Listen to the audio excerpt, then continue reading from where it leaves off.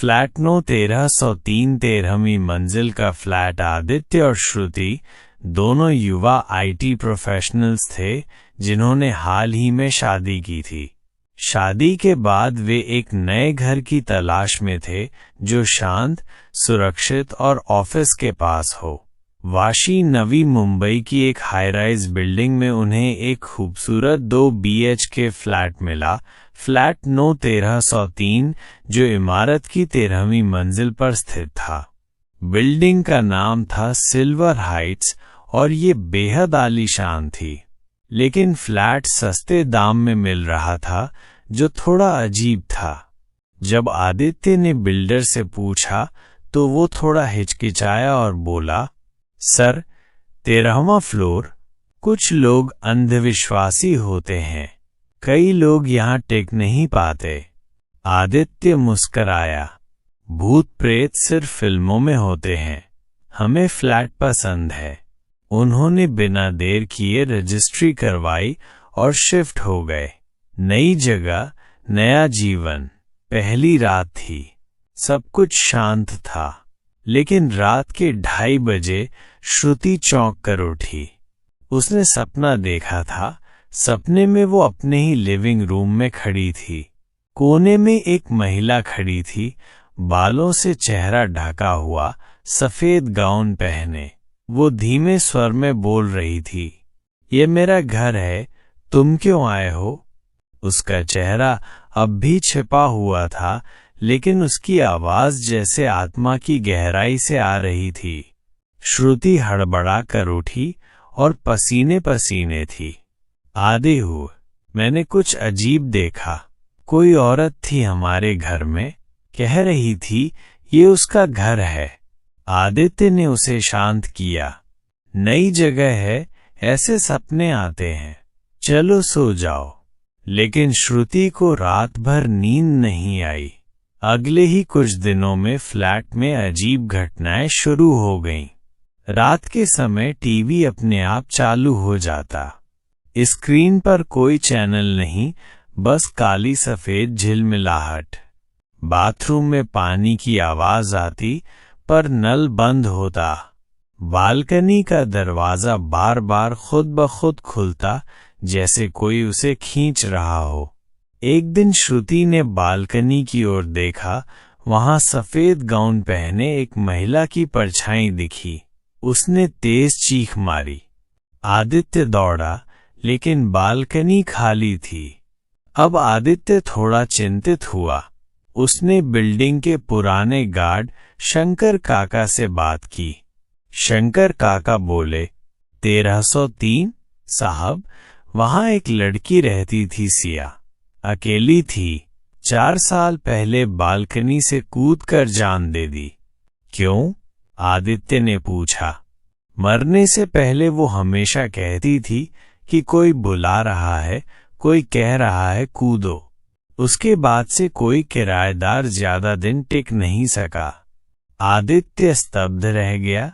उसे अब सब कुछ जुड़ता दिख रहा था। अब श्रुति का व्यवहार धीरे धीरे बदलने लगा। वो लंबे समय तक शीशे के सामने बैठी रहती, खुद से बात करती जैसे किसी से संवाद कर रही हो। रात को नींद में चलती सीधे बालकनी की तरफ। एक रात आदित्य ने देखा कि श्रुति दीवार पर कुछ लिख रही थी खून से। मैं अकेली नहीं हूं, उसने दीवार पर लिखा था। आदित्य डर गया। अब उसे यकीन हो गया था कि कुछ असामान्य हो रहा है। एक रात जब आदित्य की नींद खुली तो बिस्तर पर श्रुति नहीं थी। वो पूरे घर में ढूंढता रहा। बालकनी का दरवाजा खुला था, वहां श्रुति का मंगलसूत्र पड़ा था। तभी नीचे पार्किंग से चीख पुकार सुनाई दी। आदित्य भागता हुआ नीचे गया और देखा श्रुति की लाश जमीन पर पड़ी थी। पुलिस ने इसे आत्महत्या करार दिया, लेकिन आदित्य जानता था ये आत्महत्या नहीं थी, ये किसी अनदेखी शक्ति का बुलावा था। आदित्य ने एक प्राइवेट पैरानॉर्मल एक्सपर्ट से संपर्क किया। वे टीम लेकर फ्लैट में आए और EVP electronic voice phenomenon record किया। रिकॉर्डिंग में एक महिला की आवाज आई, मैं यहाँ हूँ, कोई मुझसे दूर नहीं जा सकता। उनके EMF मीटर ने बालकनी में बहुत तीव्र ऊर्जा दर्ज की। एक एक्सपर्ट बोला, यह आत्मा किसी कारणवश यहाँ बंध गई है। ये जगह अब उसके कब्जे में है। जो भी अंदर आता है उसे ये अपना मान बैठती है और फिर उसे नहीं छोड़ती।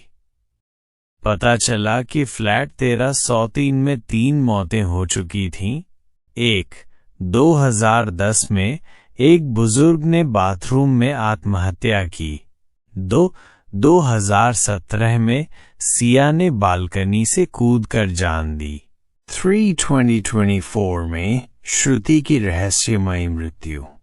तीनों के मरने से पहले एक जैसी बातें, कोई मुझे बुला रहा है, वो मुझे मुक्त कर रही है, मैं उसके पास जा रही हूँ।